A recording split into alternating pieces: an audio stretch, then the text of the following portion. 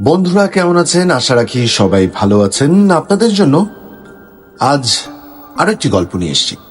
আজ এমন এক গল্প নিয়ে এসেছি যা শুনলে মনে হবে সিনেমার গল্প শুনছেন, কিন্তু এটি সিনেমার কোনো গল্প কাহিনী নয়। এটি বাস্তবের চেয়েও রোমাঞ্চকর, সাহসী এক নারীর জীবন সংগ্রামের গল্প।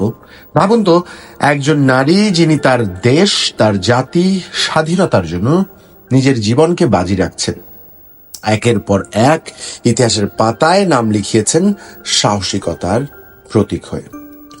জুলহা জুবায়ের আপনাদের প্রত্যেককে আরো একবার স্বাগত জানাতে চাই টু দিস পজিটিভ পডকাস্ট, যেখানে আমি প্রায়শই চেষ্টা করি অনুপ্রেরণার এমন কোনো গল্প আপনাদের সামনে নিয়ে আসবার জন্য যাতে করে আপনাদের অনুপ্রাণিত করা যায়, অনুপ্রাণিত করবার মাধ্যমে আপনাদের নতুন কিছু করবার ব্যাপারে আগ্রহী করে তোলা যায়।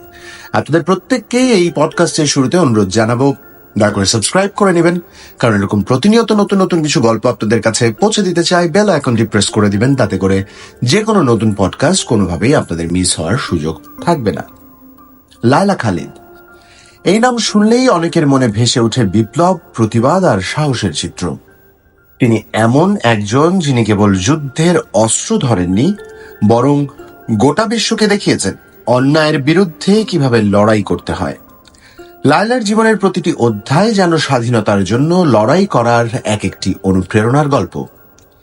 এই গল্পের প্রতিটি ধাপে আপনি খুঁজে পাবেন আত্মত্যাগ, অপরিসীম ধৈর্য আর এক নারীর দৃঢ় সংকল্পের অনন্য উদাহরণ।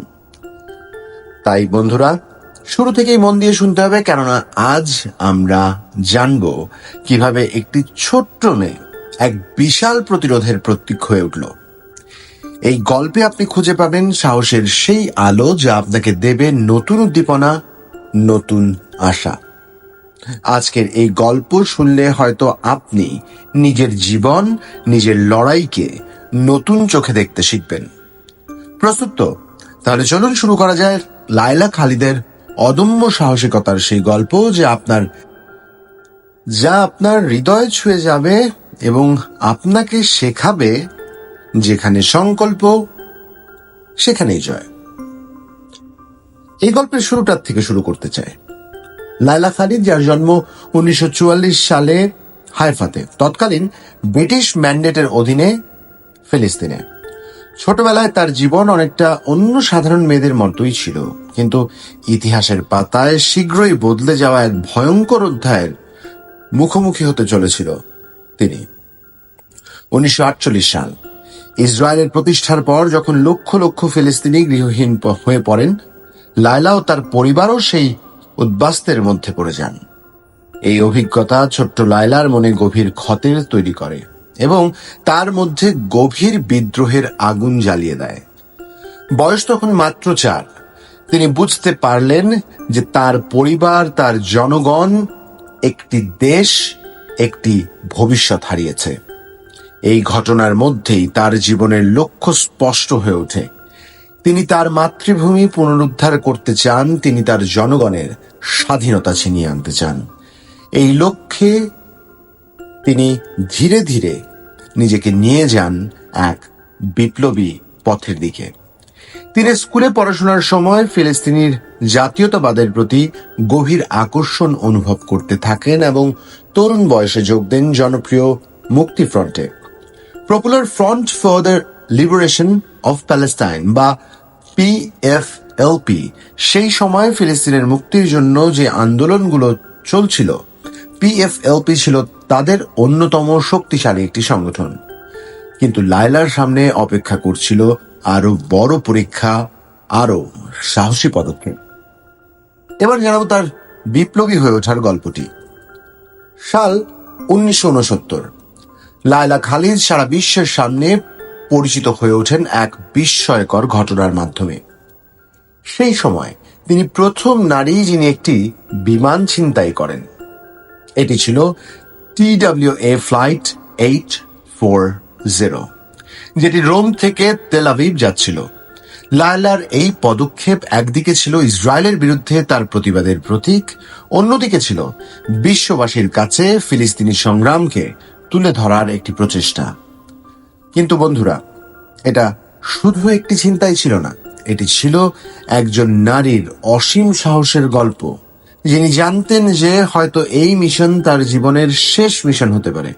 তবুও তিনি পিছিয়ে যাননি। তার চোখে ছিল একটি মুক্ত ফিলিস্তিনি স্বপ্ন, যেখানে তার সন্তানরা স্বাধীনভাবে বসবাস করতে পারবে। এই চিন্তার পর লায়লা বিশ্ব মিডিয়ায় ছেয়ে যান। তিনি তার মুখে প্লাস্টিক সার্জারি করিয়ে চেহারা পাল্টে ফেলতেও বাধ্য হন, যা পরবর্তীতে মিশনগুলোতে তাকে সহায়তা করবে যেন তিনি ধরা পড়ে না যান। এরপর 1970 সালে আরেকটি বড় মিশনে অংশ নেন লায়লা। এবার তার লক্ষ্য ছিল ইসরায়েলের একটি এল-আর বিমান ছিনতাই করা। কিন্তু ভাগ্যের নির্মম পরিহাস, তার সেই মিশন সফল হয়নি। বিমানে থাকা নিরাপত্তা কর্মীরা তার সহযোদ্ধাকে হত্যা করে এবং লায়লাকে গ্রেফতার করা হয়। লায়লা গ্রেফতার হওয়ার পর জীবন থেমে যায়নি, বরং নতুন গতিপথ পেয়েছে।